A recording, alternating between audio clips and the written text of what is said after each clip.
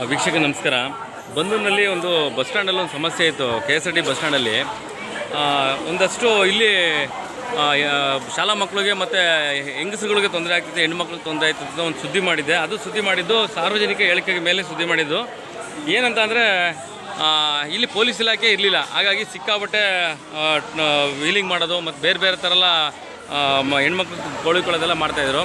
ನಾನು ಯಾವಾಗ ಸುದ್ದಿ ಮಾಡಿದೆ ಆನಂತರ ಈಗ ಪೊಲೀಸ್ ಇಲಾಖೆಯವರು ಹೋಮ್ ಗಾರ್ಡ್ನ ಹಾಕಿದ್ದಾರೆ. ಒಂದಷ್ಟು ಮಾಧ್ಯಮಗಳಿಗೆ ತುಂಬಾ ಜನ ಹೇಳಿದ್ರು ಏನಂತ, ಬನ್ನೂರು ಬಸ್ ಸ್ಟ್ಯಾಂಡ್ನಲ್ಲಿ ತುಂಬ ಸಮಸ್ಯೆ ಆಗ್ತಿದೆ, ಮತ್ತು ಕಾಲೇಜ್ ಟೈಮಲ್ಲಿ ಸಿಕ್ಕಾಪಟ್ಟೆ ಓವರ್ ರ್ಯಾಶು ಓಡಾಡೋಂಥದ್ದು ಗಾಡೀಲಿ, ಮತ್ತು ಬೇರೆ ಬೇರೆ ಥರ ಮಕ್ಕಳಿಗೆಲ್ಲ ತೊಂದರೆ ಆಗ್ತಿದೆ ಅಂತ ಹೇಳಿದಾಗ ನಾನು ಸುದ್ದಿ ಮಾಡಿದೆ. ಅದು DCP ಅವರು ಅರ್ಥ ಮಾಡಿಕೊಂಡು ಬನ್ನೂರು ಪೊಲೀಸ್ ಇಲಾಖೆಗೆ ಇಂಟಿಮೇಷನ್ ಕೊಟ್ಟು ಇಲ್ಲೊಂದು ಒಬ್ಬರು ಲೇಡಿನ ಹಾಕಿದ್ದಾರೆ.